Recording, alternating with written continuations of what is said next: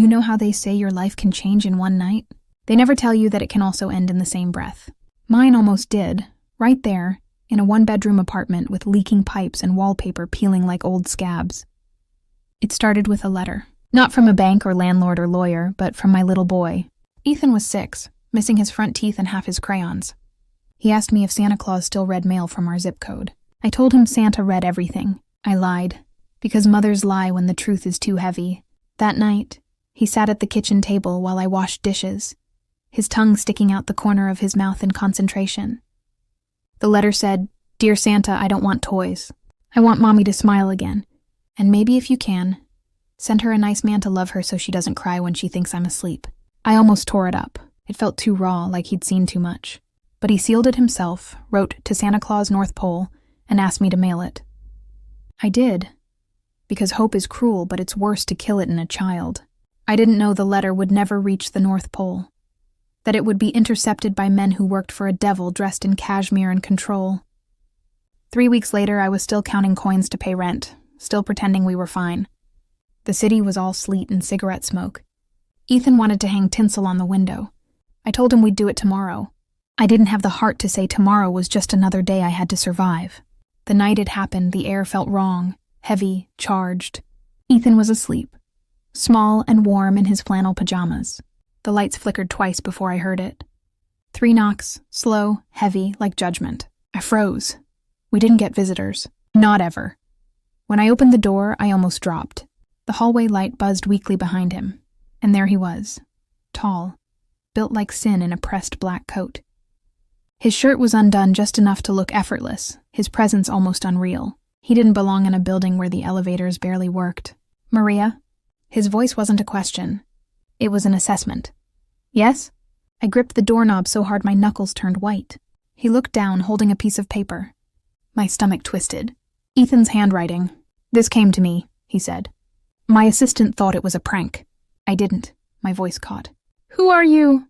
He smiled, faint, like he didn't bother to fake warmth. "Nikolai Russo." The name hit like a slap. Russo. The man you never look at twice, because he's the reason people disappear. The one whose men collect debts in body parts. "I think there's a mistake," I said quickly. "That letter was for Santa. Yes, I noticed." His tone was unreadable. "But your boy wrote it and it ended up on my desk. So here I am." I didn't know whether to laugh or slam the door. "If you came here to make a joke, I don't joke." He stepped forward slightly, and every instinct screamed danger. His presence filled the air, like even the shadows listened to him. He glanced past me, eyes landing on our tiny Christmas tree made of cardboard and dollar store glitter. For the briefest second, something in his face softened. Then it vanished. "You've got a brave kid," he said. "Smart, too. Doesn't ask for what he can't have." "Why are you here?" I whispered. He studied me. "Because someone needs to be." Ethan stirred in his bed, murmuring something in his sleep. Nikolai's eyes followed the sound, sharp but curious. "You live here alone?" "Yes, just me and my son." "Your husband?" "Gone. Dead or gone." I stiffened. "Both." He nodded once, like that answer satisfied him. "Then you're not safe."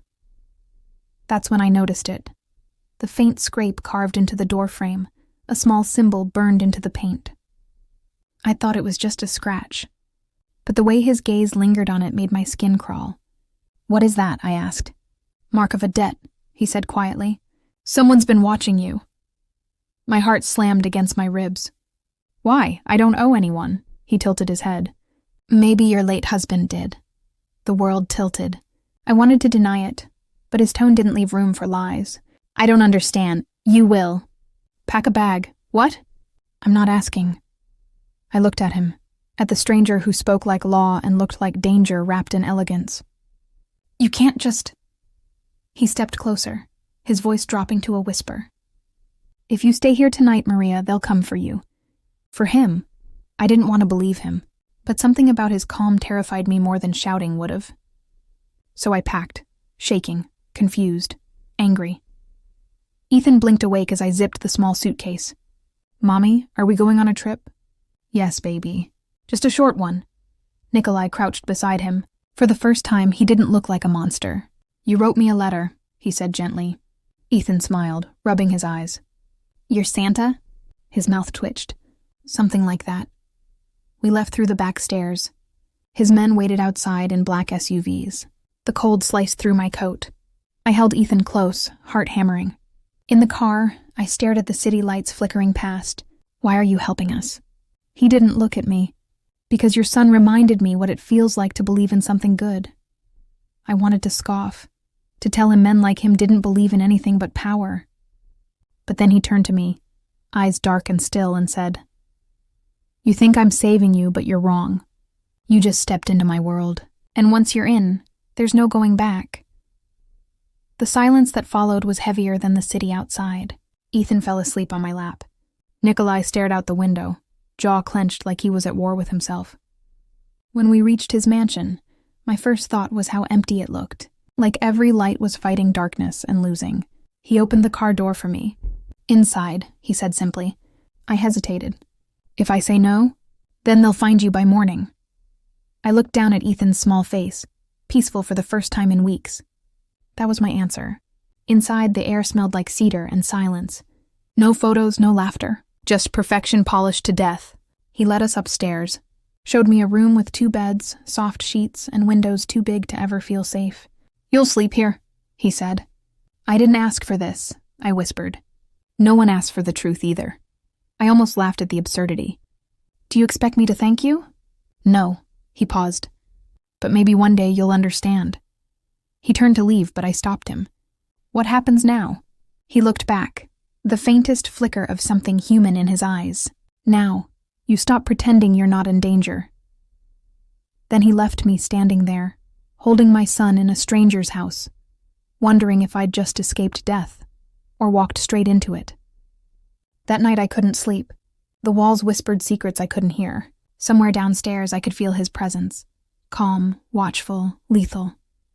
I lay awake listening to the rain, realizing that the man who'd answered Ethan's letter might have just rewritten both our lives. And the worst part? A tiny part of me didn't feel afraid anymore. It felt safe, which terrified me even more. Maria realizes she's already begun to trust the man she should fear most. The first week in Nikolai Russo's mansion felt like living inside a snow globe. Quiet, sealed, and unreal. Everything glittered. The glass staircases, the silver fixtures, even the air. But when you tapped it, it sounded hollow. He told me it was for protection. I told myself it was temporary. I told Ethan we were on a long visit with Santa's friend. Lies were easier to build than trust. The guards never looked at me, just nodded when I passed. They spoke Russian in clipped tones. Every door seemed heavier than it needed to be, every window too clean, like no one had ever dared to touch it. Ethan adjusted faster than I did. He ran across polished marble like it was a playground, built Lego towers that reached halfway up the glass walls. I watched him from a distance, half waiting for the world to remind him that joy has limits. Nikolai rarely spoke. He'd disappear for hours, then reappear without sound, like a shadow that had learned manners. The second night, Ethan asked him to read a bedtime story. I thought he'd refuse, but he sat down, the book almost absurd in his large hands. His accent turned Goodnight Moon into something ancient and reverent.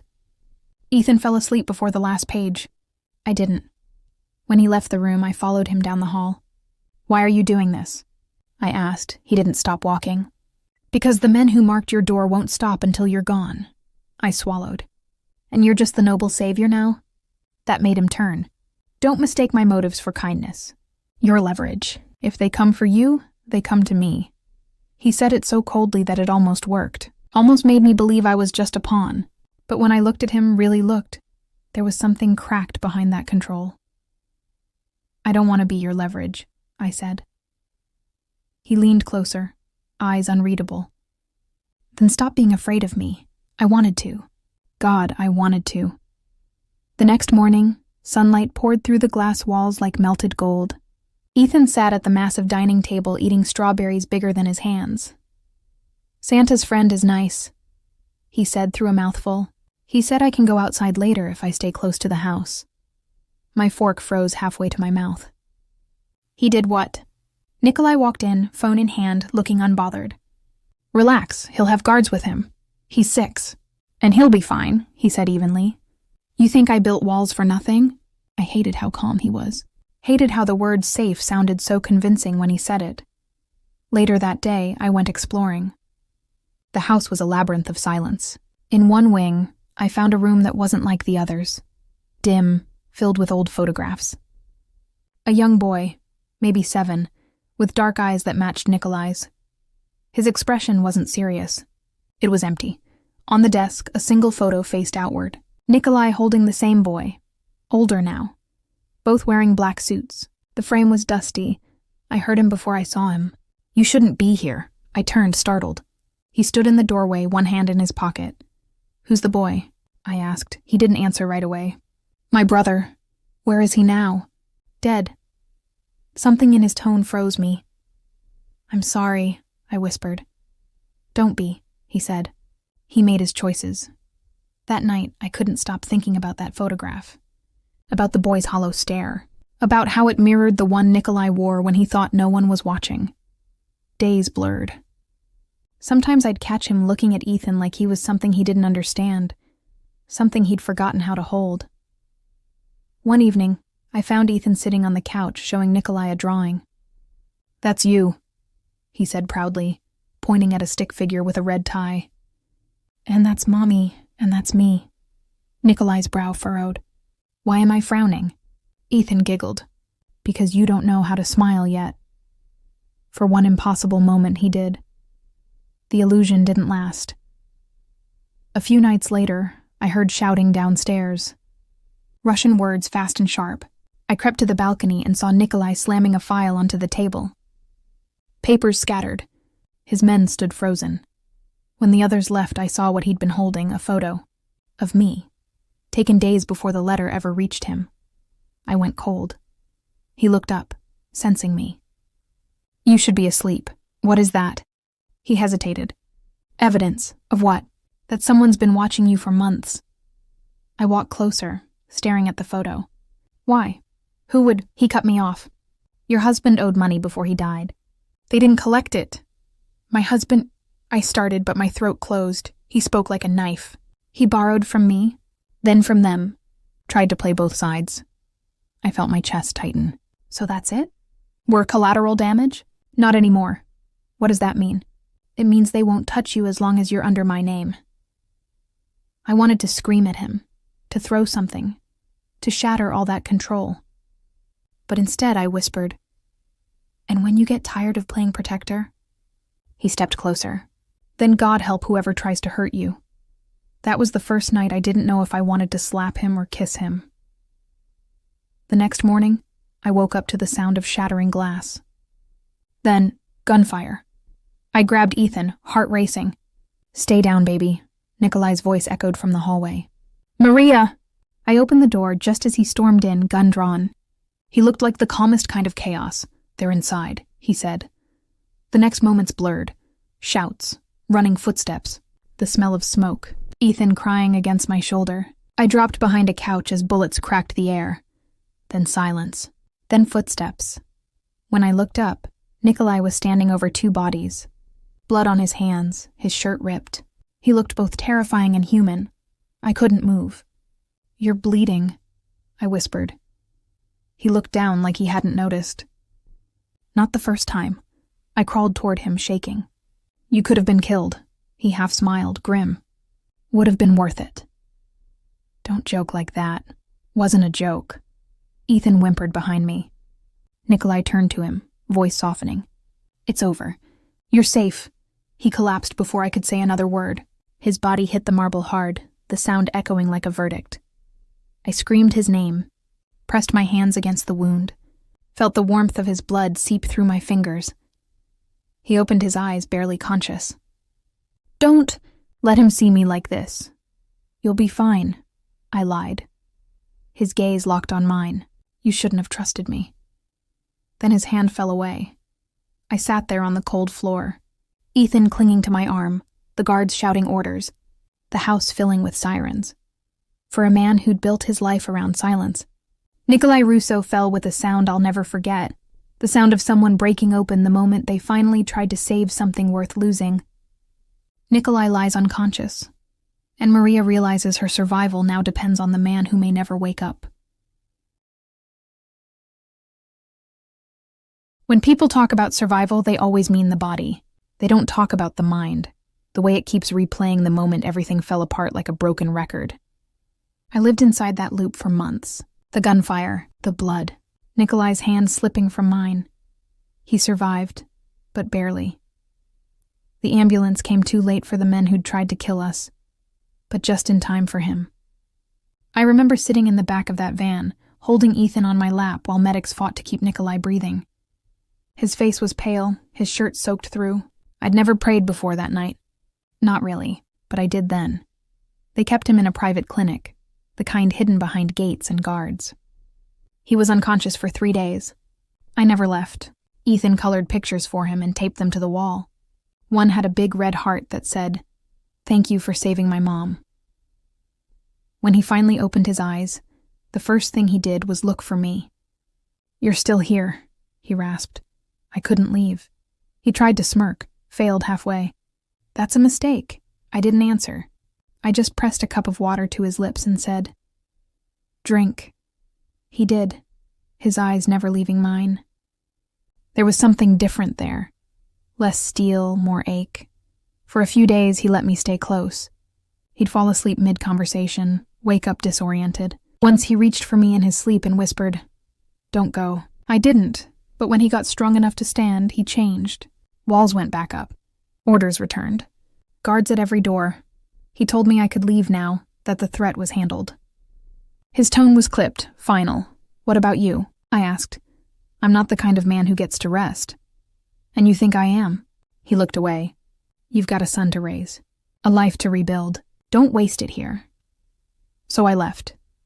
Ethan and I moved 2 towns over, to a quiet street with maple trees and nosy neighbors. I got a job at a bookstore. The owner, an old woman named Ruth, paid me under the table at first. She said I looked like someone trying to remember what peace felt like. She wasn't wrong. Ethan started school. He brought home finger paintings and stories about playground adventures. The world began to sound normal again. But every night, when I locked the door and turned off the lights, the silence pressed too hard. I missed him. God help me, I missed him. The way his voice dropped when he was angry. The way he'd look at Ethan like he couldn't quite understand why protecting us mattered so much. The way his presence filled every empty space. I told myself missing him was weakness. But grief doesn't care about logic. It just lingers until it becomes part of your breathing. 3 months passed. Christmas came again. Ethan wrote another letter to Santa. I smiled when he handed it to me. "What are you wishing for this time?" He grinned. "A dog." That night, after he went to bed, I found the letter on the counter. It didn't say anything about a dog. It said, "Please tell Santa to bring my friend back, the one with the nice suit and the sad eyes." I cried quietly, because there are some things you can't explain to a child. Like how good people don't always come wearing halos. Sometimes they wear guilt like armor. The snow fell thick that night. I made cocoa, watched the world go white, and let myself believe he'd never come back. Maybe that was mercy. But on Christmas Eve, someone knocked, soft, deliberate, familiar. My heart stopped. I opened the door, and there he was. Nikolai stood in the snow, a long coat dusted white, eyes darker than I remembered. He looked thinner, older, like he'd been through a storm and didn't bother drying off. "Maria." I couldn't move, couldn't speak. The only thing I managed was, "You shouldn't be here." He gave a small, crooked smile. "You said that last time too. What do you want?" His eyes flicked past me. "Is he here?" "Sleeping." "Good." He hesitated. "He shouldn't see me." "Then why come?" "Because I made him a promise." I stepped outside, pulling the door shut behind me. The air was sharp and cold. "What promise?" "That I'd make you smile again." The words hit me harder than they should have. "And you think showing up like this is the way?" "I just wanted to see you. Make sure you were living."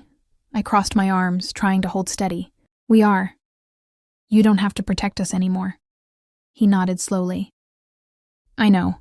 For a long moment we just stood there, snowflakes catching in his hair, breath fogging between us. I could feel the distance we'd built. Necessary, painful, honest. You look different, I said quietly. So do you. Stronger. He huffed something close to a laugh. You were always strong, Maria. You just forgot. Silence again. He reached into his coat and handed me a small envelope. For Ethan. Inside was a photograph.